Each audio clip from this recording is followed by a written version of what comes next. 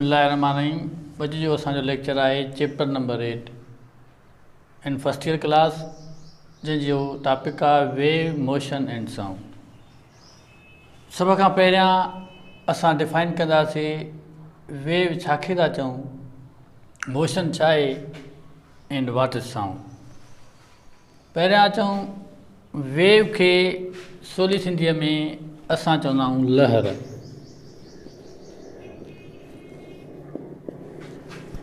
तो चवंदासीं the carrier of energy which is transfer from one medium to another medium is known as wave. जेकॾहिं अचूं असां production of wave ते, wave जी production कींदी थिए, वेव कीअं थी ठहे। वेव जेका आहे असांजी इहा कंसिस्ट कंदी आहे हिकिड़ो क्रेस्ट ॿियो ट्रफ। इन जी जेका प्रोडक्शन थी थिए कीअं थींदी आहे, प्रोडक्शन करण जे लाइ असां कंहिं मीडियम में डिस्टर्बेंस आणींदासीं। When we drop a stone through a water, पाणीअ में को पत्थर खणी उछलायोसीं, उते डिस्टर्बेंस पैदा थी, सर्कुलर फॉर्म में वेव क्रिएट थियूं। त उन circular form creation of wave लहरुनि खे असां चई सघूं था this is known as wave. त वेव जेका आहे कंसिस्ट करे थी अपर पोर्शन, अपर पोर्शन खे असां चवंदा आहियूं क्रेस्ट, लोअर खे चवंदा आहियूं ट्रफ। हिन खां पहिरियां वेव खे असां डिफाइन त कयूं, वेव आहे छा। डिफाइन कंदासीं the mechanism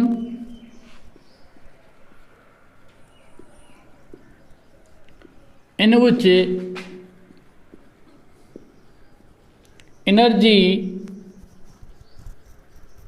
is transfer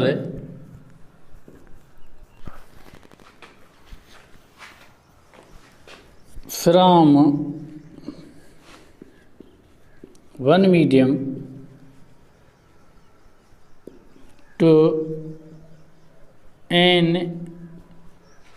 other medium is called wave. Energy हिक मीडियम खां ॿिए मीडियम में ट्रांसफ़र थियणु, मुंतकिल थियण खे असां चऊं था वेव। शेप ऑफ वेव ते अचूं, वेव असांजी हिन क़िस्म जी हूंदी आहे। अपर पोर्शन जेको वेव जो आहे इन खे चवंदा आहियूं असां crest. Lower portion of wave खे असां चवंदा आहियूं ट्रफ। त असांजी वेव हे मथियों हिसो क्रेस्ट, हे ट्रफ लोअर पार्ट, हे upper part crest, trough crest, trough crest. Crest खे डिफाइन कीअं कंदासीं, चवंदासीं the upper portion of wave is called crest. Wave जे मथे खे हेठि खे क्रेस्ट। ट्रफ खे कीअं डिफाइन कंदासीं, द लोअर पोर्शन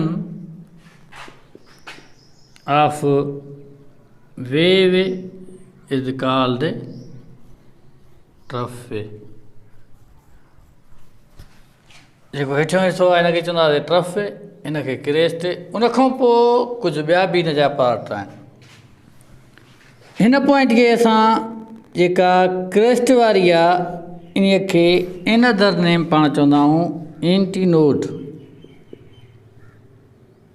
एंटीनोड हीअ जेका पॉइंट आहे मीन पोजिशन ऑफ वेव आहे, जिथे वेव अची स्ट्राइक मीडियम सां थी करे, इन खे चवंदासीं नोड। पोइ हिते हे बि असांजो नोड आहे, नोडल बि चवंदा आहियूं। हे बि नोड, हे बि नोड, हे बि नोड, हे नोड, हे जेके असांजा इहे एंटीनोड।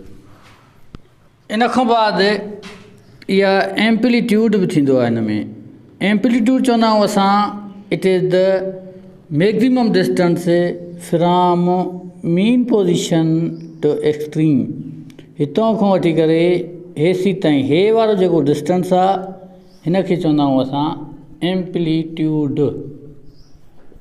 डाउन में चवंदा एम्पलीट्यूड, हे बि एम्पलीट्यूड, हिते बि एम्पलीट्यूड।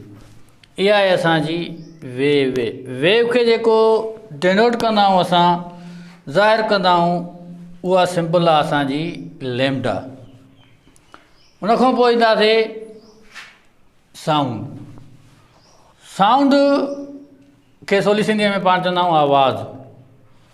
डिफाइन कीअं कंदासीं?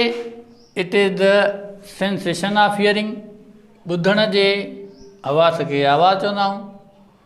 प्रोडक्शन ऑफ साउंड कीअं थींदी आहे?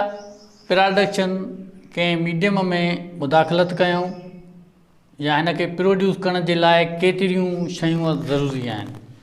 साउंड खे पैदा करण जे लाइ कम से कम 2 शयूं ज़रूरी आहिनि। हिक शइ सां साउंड जी प्रोडक्शन नथी थी सघे। 2 शयूं कीअं? मिसाल, हिकिड़ी पेन आहे, इहो मार्कर आहे, हिन खे ख़ाली पियो लोॾियो आवाज़ु न पैदा थींदो, पर हिन खे कंहिं ॿी मार्कर सां स्ट्राइक कंदासीं त हिते प्रोडक्शन ऑफ साउंड थींदी। उनखां पोइ स्पीड ऑफ साउंड थींदी आहे। छा ते थी डिपेंड करे? स्पीड ऑफ साउंड जेका वधि में वधि थींदी आहे सॉलिड में, सॉलिड खां पोइ लिक्विड में, लिक्विड खां पोइ गैसिस में। So inshallah, I hope that this lecture you can understand easily.